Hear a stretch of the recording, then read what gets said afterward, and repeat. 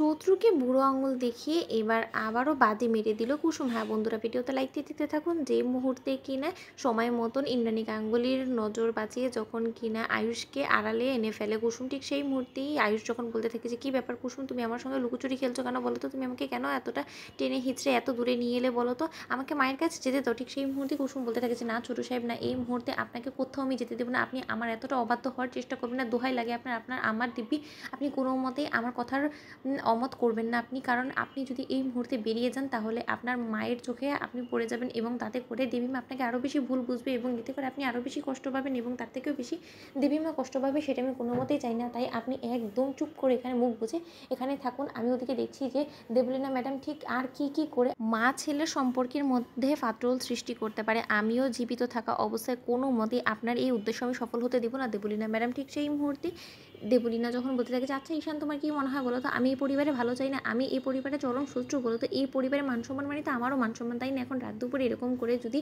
সারের মতন চিৎকার চেঁচামেচি করে আয়ুষ যদি ড্রাঙ্ক অবস্থায় বাড়ি ফিরে আসে, তাহলে তুমি ভাবতে পারছো গোটা চন্দনা করে সকলে আমাদের দিকে আঙুল তুলবে যে ইন্দ্রাণী গাঙ্গুলি নয়নের ছেলে, যাকে কিনা ইন্দ্রাণী আন্টি এতটা যাকে নিয়ে অহংকার করতো, গর্ব করতো, সেই ছেলে এখন উচ্ছন্নে চলে গিয়েছে, সেই ছেলের কারণে ইন্দ্রাণী আন্টির বদনামি হবে, সেটা আমি কোনো মতে সহ্য করতে পারবো না। ঠিক সেই মুহূর্তে ইন্দ্রাণী যখন বলতে থাকে যে অনেক তর্ক হয়ে গিয়েছে, অনেক কিছু শুনে ফেলেছি দেবলীনা, কিন্তু তুমি যেটা প্রমাণ করার চেষ্টা করছিলে আমি তো সেরকম কোনো কিছু এখানে দেখতে পাচ্ছি না। বলো তো শূন্য দেবলীনা, তোমাকে একটা আমি কথা বলে রাখছি, আমি আমার ছেলেকে এখন আমার নিজের কাছ থেকে অনেকটা দূরে সরিয়ে দিয়েছি, সেটা যেমন বাস্তব, কিন্তু তাই বলে তুমি সেই সুযোগটাকে কাজে লাগিয়ে আমার ছেলের বদনাম করে আমার ছেলেকে যদি আমার নজরে নিচে নামিয়ে ফেলার চেষ্টা করো, তাহলে সেটা ভুল সম্পূর্ণরূপে। কারণ আমার দীর্ঘ বিশ্বাস যে আমি আমার ছেলেকে যে শিক্ষা দীক্ষা দিয়ে মানুষ করেছি, তাতে করে আমার ছেলে কোনো দিনও ভুল পথে হাঁটার ও সাহস অবধি করবে না। তাই তুমি সবসময় এরকম কোনো কিছু মন গড়া বানিয়ে আমার কানের কাছে এসে তুলে যদি তুমি মনে করে থাকো আমার ছেলের কাছ থেকে আমাকে দূর করে দিতে পারবে, তাহলে সেটা তুমি ভুল ভাবছো দেবলীনা। ঠিক সেই মুহূর্তে এই কথা বলে ইন্দ্রাণী গাঙ্গুলি যখন সেখান থেকে চলে যায়, ঠিক সেই সময় ঈশান বলতে থাকে যে ভাইদা এবং মায়ের মধ্যে এখন দূরত্ব চলছে, বিধায়ী তুমি এটা ভেবে নিও না যে তুমি যা ইচ্ছে মায়ের কাছে এসে বলবে এবং সেই সবটা মা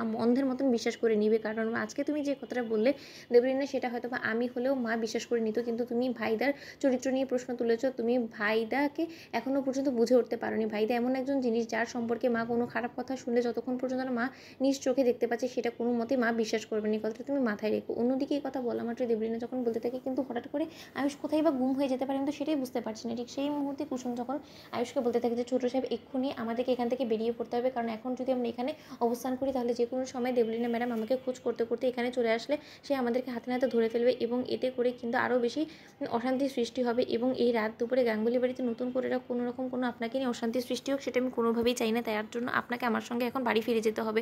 চলুন তো বন্ধুরা, লাইক কমেন্ট শেয়ার করে সাবস্ক্রাইব করতে ভুলো না।